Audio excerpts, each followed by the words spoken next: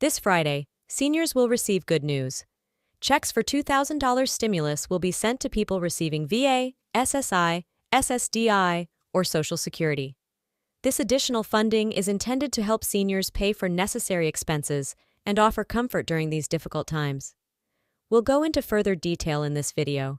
We'll also talk about the significance of this financial boost, highlighting the positive effects it can have on seniors and their families between spiraling costs for housing, utilities, transportation, and depleting cash reserves, of who qualifies for these stimulus checks, and how they can benefit from this additional support.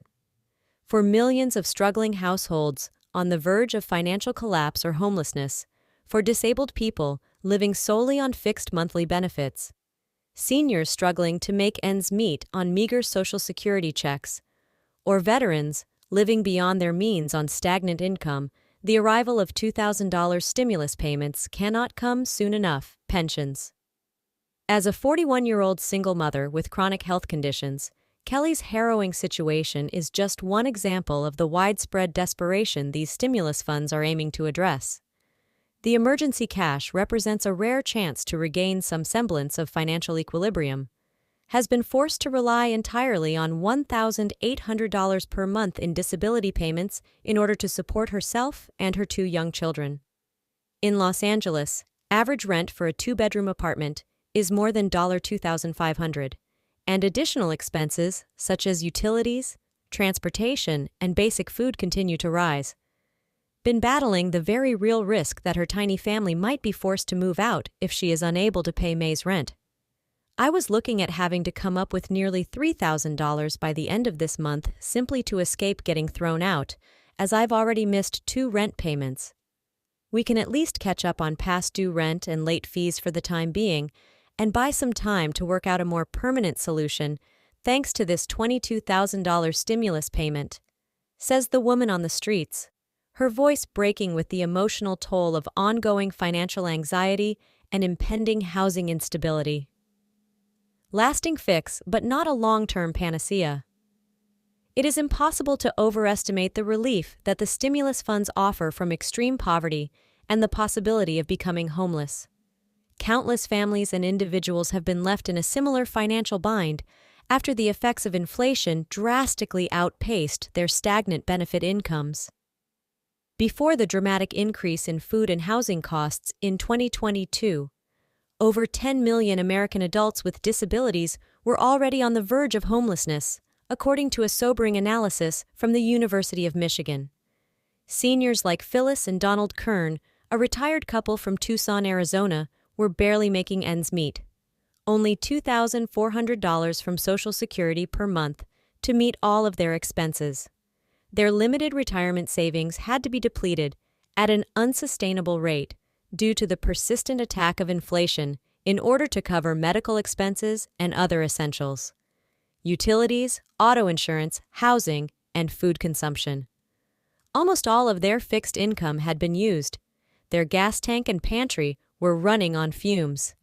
Every month, they had to make the difficult decision of whether to postpone getting a prescription filled or buy another bag of groceries in order to keep the heat and lights on. According to Phyllis, the first thing we're doing with the $2,000 deposit that arrives in our account this week is paying off all of the past due bills that are accumulating and stockpiling enough food in the house to last for a while. That is, until we make a significant policy change. To provide increased benefits or income adjustments to America's elderly and disabled. The recipients of the temporary $2,000 stimulus cash infusion are aware that the financial alleviation is likely, but the prospect of widespread poverty will only worsen for these vulnerable demographic groups in the years to come. To be ephemeral in the face of the relentless inflation that is progressively eating away at the fixed benefit earnings purchasing power each month.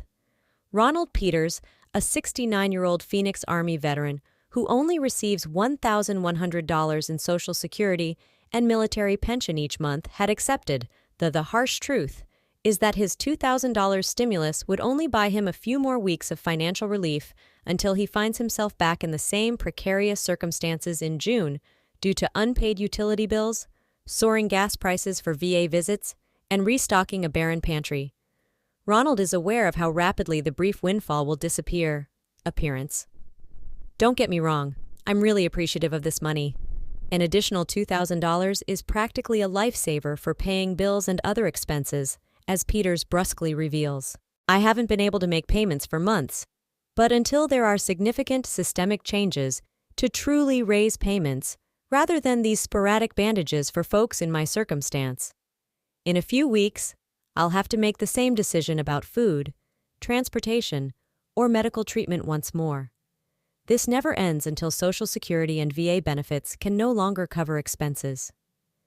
Peters' somber outlook concludes with the central question in the wider policy discussions, is whether the United States' deteriorating social safety nets and entitlement system infrastructure can be adequately supported in the long run by temporary stimulus payments, or if more significant legislative changes and spending increases are needed to significantly improve the financial situation. For the few lawmakers or economists would dispute the critical importance and financial benefits of guaranteeing that America's most disadvantaged populations can meet their basic needs for housing, healthcare, nutrition, and financial stability, given the country's tens of millions of elderly, disabled, and other vulnerable citizens. The disagreements in philosophy are still over how to best achieve those goals in the face of an already severe government budget shortfall. Hawks want to phase out universal entitlement programs and implement more focused, strict means testing, while progressive activists want to increase taxes on the wealthy and businesses while increasing Social Security, Medicare, Medicaid, and other assistance programs. The $2,000 stimulus payments are the subject of fierce ideological debates, but they act as a kind of tourniquet, offering vital medical attention and financial support to struggling households. However, there are no long-term fixes to adjust benefits and income levels for the elderly, disabled, and underprivileged in the face of a new era of sustained inflation and excessive living expenses. The constant prospect of these vulnerable communities devolving into extreme poverty and homelessness is a major concern. Before he was finally able to leave home, 59-year-old double amputee and crippled veteran Joseph Brim had already gone through the agonies of homelessness and financial despair. Stabilizing his affairs with a consistent $1,600 monthly VA disability check and Section 8 housing vouchers. But even a small disruption in basic expenses might throw his life into disarray once more after years of failing to save any significant amount of money on his low fixed income. In spite of his best efforts, these large fluctuations in food and rent take a toll on people's emotional and physical health, especially for those like me who have lifelong disabilities and little resources. You never know if you'll be able to make ends meet or wind up back on the streets. Brism bemoans his express a chorus of weariness, annoyance, and melancholy. Naturally, these stimulus payments will be helpful in the near term, but we cannot keep putting off finding long-term sustainable income solutions for the elderly and disabled. Instead, we must provide true permanence rather than sporadic, transient acts of kindness. Years to prevent total humanitarian tragedies as tens of millions of Americans await their stimulus checks of $2,000. The urgent, undoubtedly, financial relief will give those struggling with Escala bills a much-needed breather and financial respite. Food pantries can be replenished after catastrophic medical or rent debts stabilized, and the threat of having electricity or running water cut off can be momentarily avoided. But the one-time cash injections won't significantly address the systemic threats that initially caused this widespread economic devastation. Instead, policymakers and the federal government must take more significant legislative action to modify the methods used to monitor and account for the effects of inflation when adjusting fixed benefits or implement more significant changes to entitlement spending and safety net infrastructure. Interim stimulus payments will continue to be effective. The most disadvantaged populations in America are having a debate about cold compresses on cancerous economic tumors that are metastasizing into full-blown emergencies. Concerning moral obligations of governments, who gets to set the true priorities in terms of policy, and whose economic interests take precedence over deficits and budgetary realities, which act as anchors to undermine prospects for a more equitable status quo. Do elderly individuals who are at risk of poverty and rely only on their Social Security benefits receive? To have their benefits reduced to extremely low levels in order to appease the relentless cult of austerity?